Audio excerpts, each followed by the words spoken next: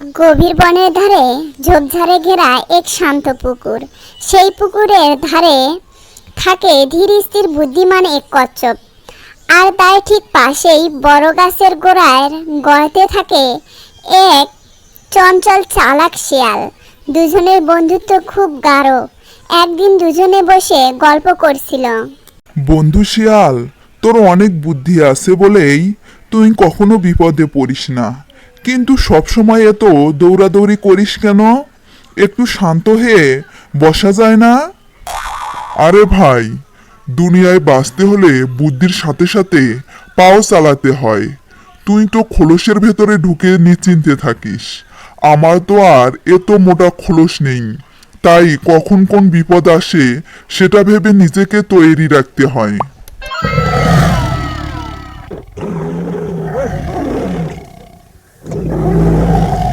আজ তোদের দুজনকে খেয়ে ফেলবো। কয়দিন ধরে কোনো শিকার পাচ্ছি না, পেটে খুব খিদে লেগেছে। আজ তোদের খেয়ে খিদে মেটাবো। আয় দেখি এক এক করে আমার পেটের ভেতর।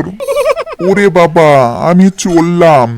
তুই পালা কচ্ছপ বন্ধু, তা না হলে বাঘ আমাদের ছিঁড়ে খাবে।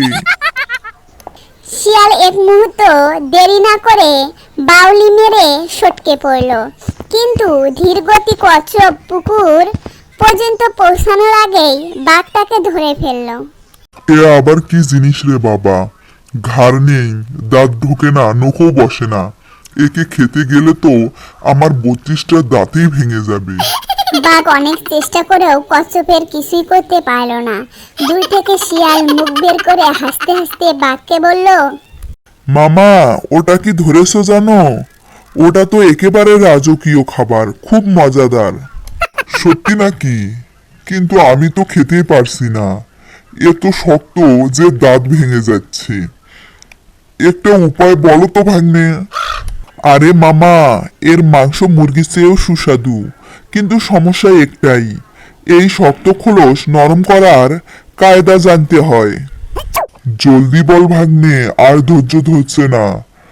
তোকেও একটু ভাগ দেবো ক্ষণ, তাড়াতাড়ি উপায় বল। উপায় একটাই মামা, ওটাকে পুকুরের পানিতে ফেলে দাও। কিছুক্ষণ ভিজলেই খোলস নরম হয়ে ভেসে উঠবে, তখন টেনে এনে আরামে খেও। বেশ, তাই হবে। একে পানিতেই ফেলছি, খোলস নরম হলে তখন মজা করে খাবো। বোকা বাঘ আর কিছু না ভেবে কচ্ছপকে পুকুরে ছুঁড়ে দিল। কচ্ছপ পানিতে পড়ার সাথে সাথেই ডুবে দিয়ে গভীর জলে হারিয়ে গেল।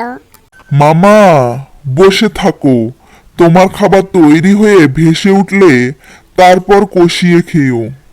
বাঘ পুকুরের দিকে তাকিয়েই রইল, কিন্তু কচ্ছপ আর ভেসে উঠল না। বন্ধুকে বাঁচাতে পেয়ে শিয়াল তখন খুশিতে লাফতে লাগলো। বন্ধুরা, লাইক করো, কমেন্ট করো এবং সাবস্ক্রাইব করো।